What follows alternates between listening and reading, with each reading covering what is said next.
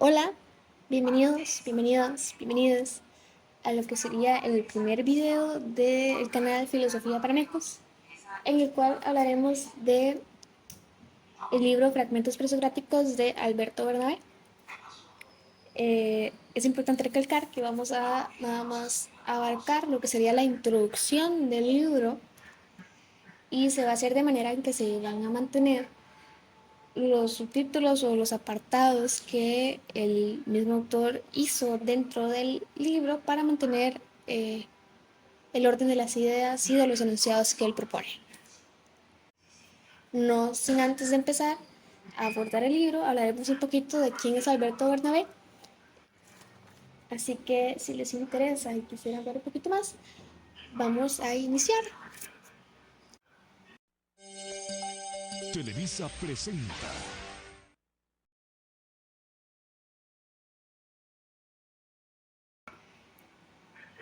¿Quién es Alberto Bernabé? Alberto Bernabé Pajares es un filólogo español destacado por sus estudios sobre el orfismo, la época griega arcaica, la crítica textual y la lingüística indoeuropea. Nació el 1 de diciembre de 1946 y es actualmente catedrático de la filología griega en la Universidad Complutense de Madrid.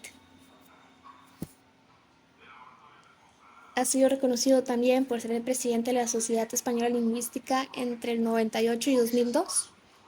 Ecuador en el Diccionario Griego-Español, secretario de redacción en la Revista Española, presidente de estudios del Próximo Oriente desde 2003 y director del Departamento de Filología Griega y Lingüística Indoeuropea de la Universidad Complutense desde el 1 de julio del 2002. Ahora sí, luego de saber un poquito quién es Alberto Bernabé Pajares, podemos comenzar a abordar los contenidos que nos ofrece en Fragmentos Presocráticos.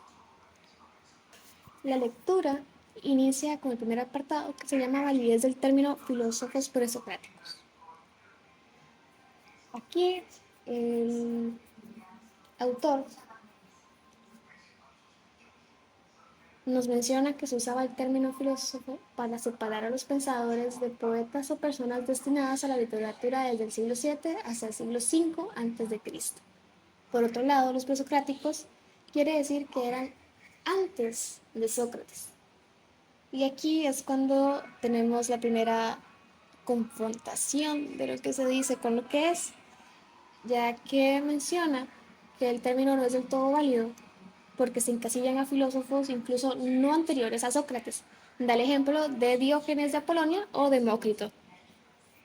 Sin embargo, los filósofos presocráticos tratan de encasillar o de mantener un grupo de pensadores que dieron una nueva actitud racional ante la explicación del mundo, y esto es importante tenerlo claro.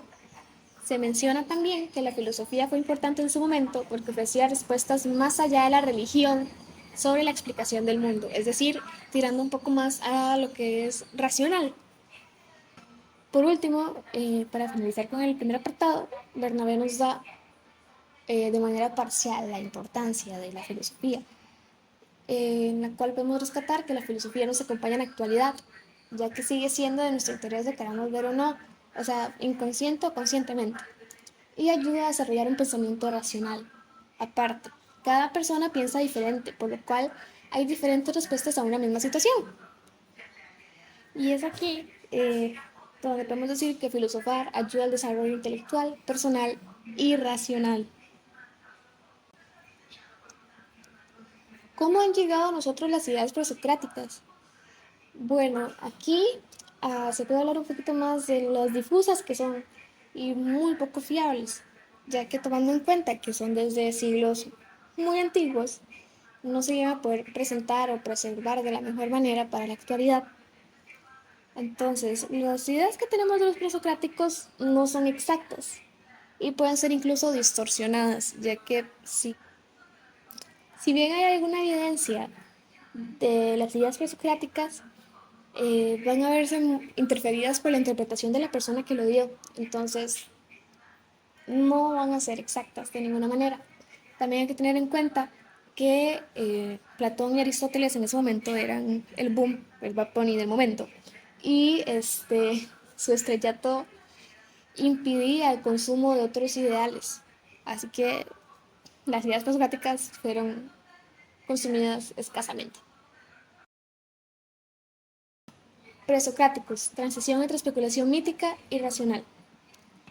Para este apartado hay que tener en cuenta que la especulación mítica es más antigua que la filosófica.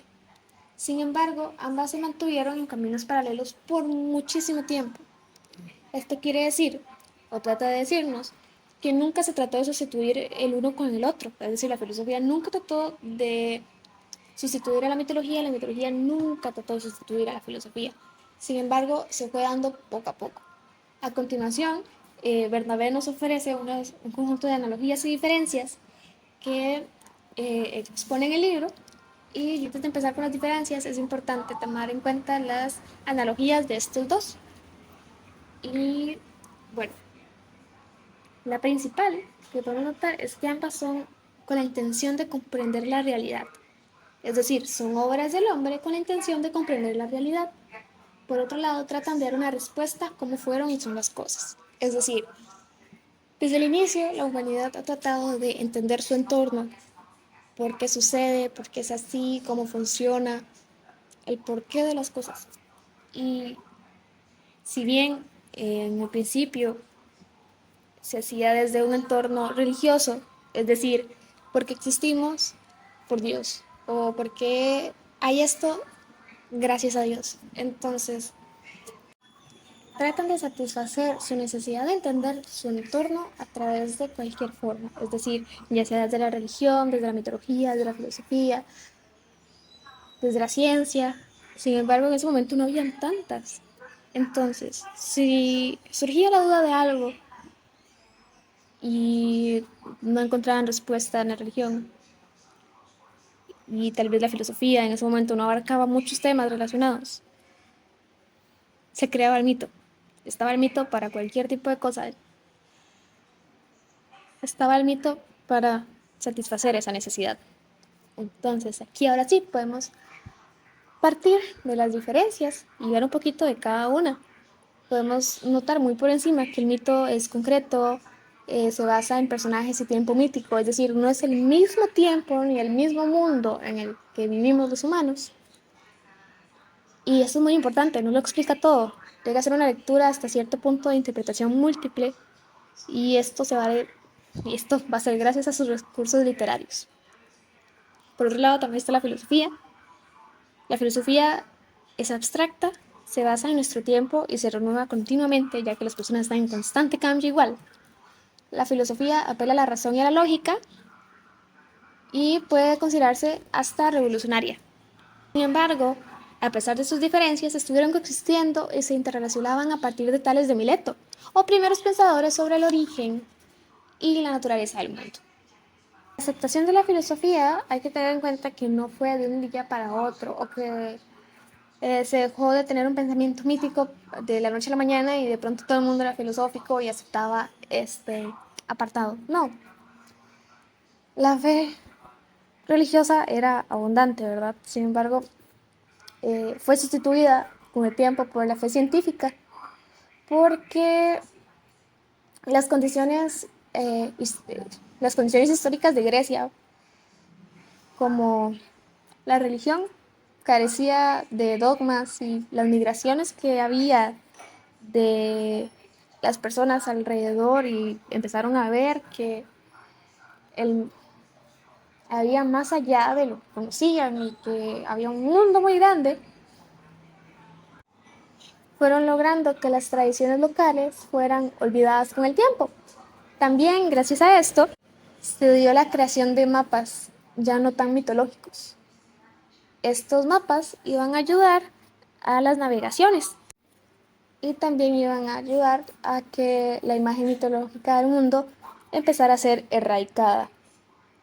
Es así como podemos ver que la mitología se acercaba poco a poco al pensamiento racional con su evolución. Sin embargo, el cambio de una forma de pensar a la otra no fue fácil, como lo dije al principio, también porque algunos temas como la ética, valores y demás solo tenían respuesta en los mitos. Un ejemplo de lo que serían las especulaciones míticas Las más conocidas obras de Homero son consideradas, o son una de ellas, como sería la Odisea y la Ilíada. Contenidos presocráticos. Los contenidos de estos filósofos eran algo variados, pero tenían un eje de similitud y era sobre la configuración del mundo y la razón de ser. En sencillas palabras, si nos profundizamos más, podemos ver una inclinación por la concepción del mundo como un proceso de organización y ya no tanto de creación. Es decir, el mundo no se creó, ya estaba y tiene un orden material y actual del mismo. También habían filósofos de Mileto que hablaban del alma, en sentido a qué función tienen los seres vivos. Se menciona también una crítica hacia los dioses de parte de Genófanes. Y también habían preguntas sobre, ¿podemos reducir la confusión del mundo con un principio simple de donde procedan otras cosas, de que está hecho el mundo, entre otras del mismo tipo? Heráclito de Efeseo hablaba del fuego como materia prima. Parménides consideraba las consecuencias del razonamiento para negar el movimiento y el cambio de la realidad. E incluso este postulado de Parménides fue modificado por otros filósofos para negar el movimiento, ¿verdad? Otra vez. Y se va notando poco a poco cómo dejan de tener un interés por el mundo físico, de manera que sus premisas o postulados a futuro iban a ser intocables o inatacables. Extraigo un ejemplo del libro en donde su postulado dice lo siguiente: si el vacío es no ser, no hay vacío. La realidad es un plenum. Es decir, si el vacío si el vacío es no ser, entonces no hay vacío. El plenum hace referencia a lo que es un espacio cerrado donde hay aire y está lleno de materia. Es así como podemos ver que incluso existían pensadores que decían que la vida se podía ver a través de números, entre muchas otras formas. Es decir, lo mismo, empiezan a generar tanto material sobre algunos problemas que ahora es abundante, algunos eran a veces contradictorios y demás, pero nunca se salían tanto del el eje de interés de los presocráticos. Formas literarias de los pensamientos. Ok, aquí vamos a ver cómo al principio los filósofos griegos que se expresaban de la lengua griega no se los consideraba muy aparte del panorama literario que ya había, lo cual genera conflicto porque al principio recordemos que ellos trataban de no hacerse notar, pero diferente. Trataban de separarse de las personas que producían contenido literario. ¿Ok? Formas literarias. Ya estando casi a la mitad de lo que son los contenidos que nos ofrece Alberto Bernabé en la introducción, vamos a hablar sobre el conflicto o, digámosle que sí, conflicto de los filósofos griegos en el apartado a la hora de expresar sus ideas a través de libros o escritos principalmente. Al principio, los filósofos griegos que se expresaban de la lengua griega no se los consideraba aparte de lo que ya había de la literatura, es decir, aquí había un encuentro, de manera que recordemos que al principio se mencionó que el término filósofo era para los pensadores, para poder separar a los pensadores de poetas o personas destinadas a la literatura. Y ellos, a pesar de todo el tiempo y de toda esa terminología que usaron, no se les consideraba parte del panorama literario. Aquí esto ya era un problema, más o menos, empezamos mal. Esto se debió al peso de la tradición literaria. Su contenido se veía muy limitado y es por eso que luego de un tiempo se fueron independizando de lo que ya había estipulado para las producciones literarias. Se fueron independizando y crearon sus estructuras, y es de ahí que la especulación presocrática surge la épica. Pero también había problemas de la épica, más que todo con los filósofos que se centraban en el entorno físico. Se veían obligados a contradecir la épica y crear otro racionalismo completamente diferente. También se llega a hacer mención a Tales de Mileto, ya de modo en donde Bernabé nos menciona que parecía tener un modo de pensar y expresión similar o igual al de los 7 sabios. Hace mención que también cualquier escrito que se dice que puede hacer de él es muy complicado que sea. Y las noticias acerca de estos también son de poco fiar.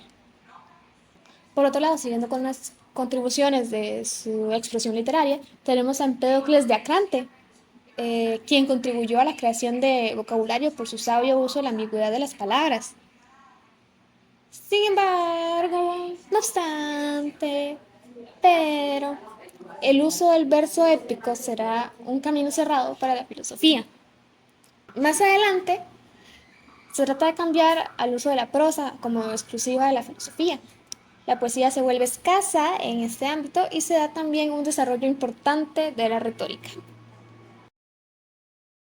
Y ya para finalizar tenemos las dificultades de traducción e interpretación. En este último apartado, Alberto Bernabé nos habla un poquito de los retos y desafíos que van a tener las personas a la hora de traducir las ideas presocráticas.